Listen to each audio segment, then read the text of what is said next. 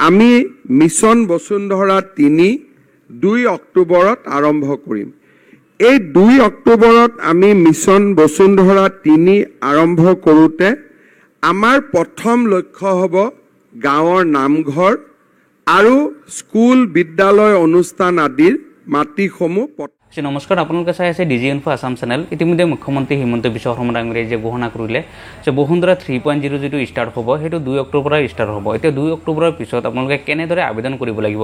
মুখ্যমন্ত্ৰী হিমন্ত বিশ্ব শৰ্মা ডাঙৰীয়াই যিটো ঘোষণা কৰিলে 0ত এইবাৰ প্ৰথমতে কোনে মেধিপট্টা লাভ কৰিব বা কেনেদৰে এইবাৰ আবেদন কৰিব পাৰিব, সম্পূৰ্ণ ডিটেইলছ আজি আপোনালোকক এই ভিডিঅ'ৰ জৰিয়তে দিম। গতিকে আপোনালোকে ভিডিঅ'টো স্কিপ নকৰাকৈ ভিডিঅ'টো আপোনালোকে সম্পূৰ্ণকৈ চাব। তাৰ লগতে সকলোকে এটা ৰিকুৱেষ্ট থাকিল, যদি আপোনালোকে চেনেলটো নতুনকৈ চাই আছে তেতিয়াহ'লে চেনেলটো ছাবস্ক্ৰাইব কৰি ভিডিঅ'টো লাইক আৰু শ্বেয়াৰ কৰি দিব। হিমন্ত বিশ্ব শৰ্মা ডাঙৰীয়াই যিটো বক্তব্য প্ৰদান কৰিলে ইতিমধ্যে বসুন্ধৰা 3.0ত, কাৰণ প্ৰথমতে যিটো বসুন্ধৰা 2.0 যিখিনি মানুহে আবেদন কৰিছিলে বহুত মানুহে সেই মেধিপট্টা পোৱা নাছিলে। গতিকে এইবাৰ বসুন্ধৰা 3.0ত প্ৰথম অৱস্থাতে মুখ্যমন্ত্ৰী হিমন্ত বিশ্ব শৰ্মাই যিটো ঘোষণা কৰিলে কাক প্ৰথম অৱস্থাত মেধিপট্টা প্ৰদান কৰিব, সকলো বক্তব্য আজি আপোনালোক। খিলঞ্জীয়া ৰাইজে ভূমিৰ অধিকাৰৰ পৰা বঞ্চিত হৈ আছে। মই ৰাইজক আহ্বান জনাম যেন আপোনালোকে নিজেও আগবাঢ়ি আহে আৰু প্ৰশাসনেও আগভাগ লৈ এই ভূমি পট্টা দিয়াৰ কাম তেওঁলোকেও যাতে এটা সক্ৰিয় ভূমিকা পালন কৰে। আমি মিছন বসুন্ধৰা ৩ ২ অক্টোবৰত আৰম্ভ কৰিম। এই ২ অক্টোবৰত আমি মিছন বসুন্ধৰা ৩ আৰম্ভ কৰোঁতে আমাৰ প্ৰথম লক্ষ্য হ'ব গাঁৱৰ নামঘৰ আৰু স্কুল বিদ্যালয় অনুষ্ঠান আদিৰ মাটিসমূহ পট্টা দিয়া।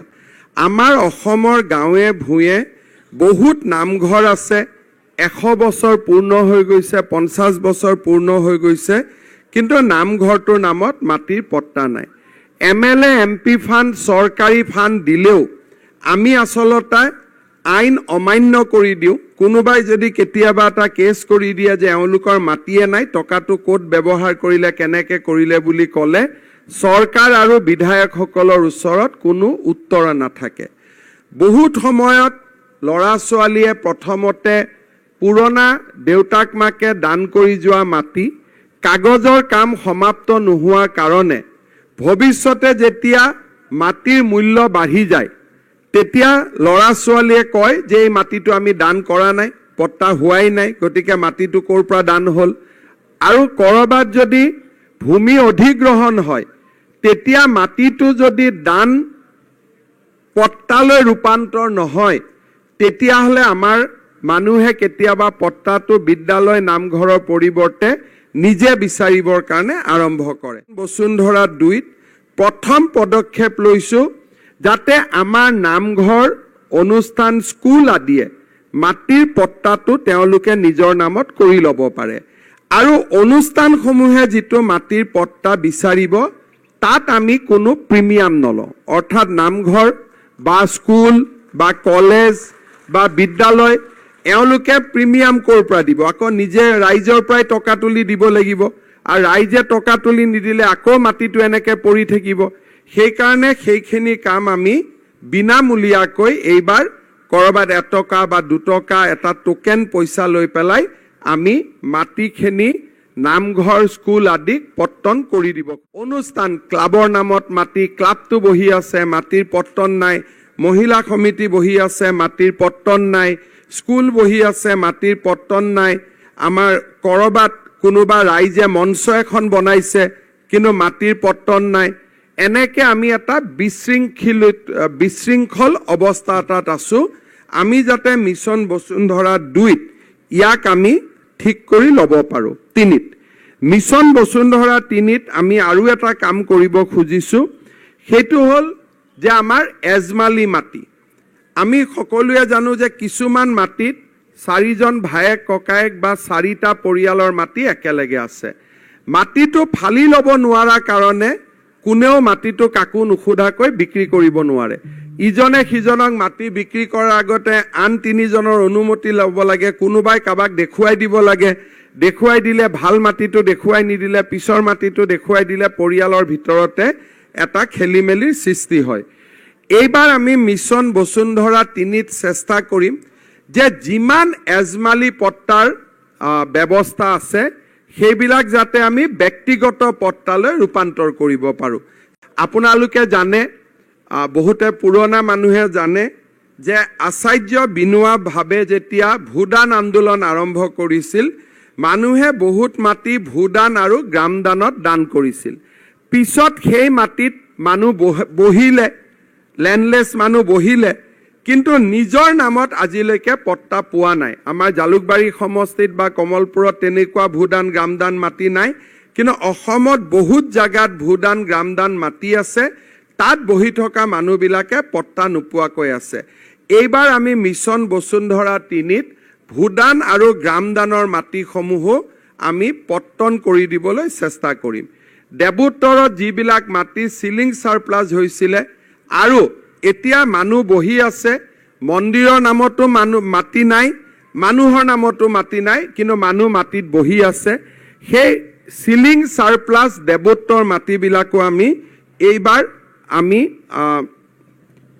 মিছন বসুন্ধৰা 3ৰ সময়ত আবলটন দিবৰ বাবে চেষ্টা কৰিম।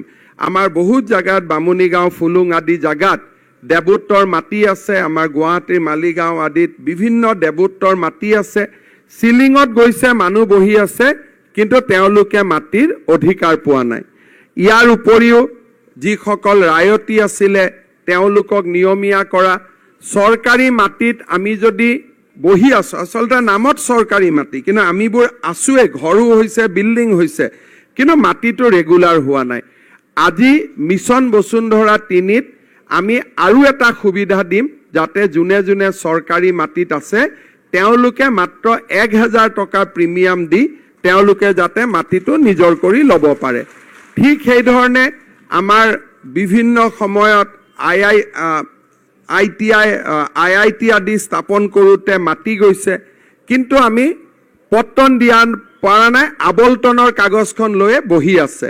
যোৱা কিছুদিনত আমি এনেকুৱা বহুত সমস্যা সমাধান কৰিছোঁ, কিন্তু আবলটন হৈ থাকিলে মাটি আমি বিক্ৰী কৰিব নোৱাৰোঁ। মিছন বসুন্ধৰা 3ত আমি চেষ্টা কৰিম যাতে আবলটন হোৱা মাটিবিলাক মানুহে 1000 টকা প্ৰিমিয়াম দি ম্যাদী পট্টালৈকে কনভাৰ্ট কৰি লয়। এই কথাবিলাক মই এইকাৰণে কৈছোঁ যে এই কথাবিলাক মণ্ডলৰ মুখেদি শুনিলে টান টান লাগে, আমাৰ মুখেদি শুনিলে সহজ সহজ লাগে। মণ্ডলে সহজ কামটোকো টান কৰি কয়, কিন্তু আমি সহজ কথাটো সহজভাৱে ল'ব লাগে। আৰু মই আপোনালোকক অনুৰোধ কৰিছোঁ যে এইবাৰ যাতে চৰকাৰে আগবঢ়োৱা মিছন বসুন্ধৰা 3ৰ সকলো সুবিধা যাতে আমি গ্ৰহণ কৰিব পাৰোঁ। আৰু এটা মই ইম্পৰ্টেণ্ট কথা ক'ম যে কেতিয়াবা ৰিং ৰোডে হওক, বিভিন্ন সময়ত মাটি যেতিয়া আমি অধিগ্ৰহণ কৰোঁ, কিছুমানে মাটিৰ মূল্য লৈ জোনেল ভেলুৱেশ্যন লৈও খেলি মেলি কৰে বিভিন্ন সময়ত।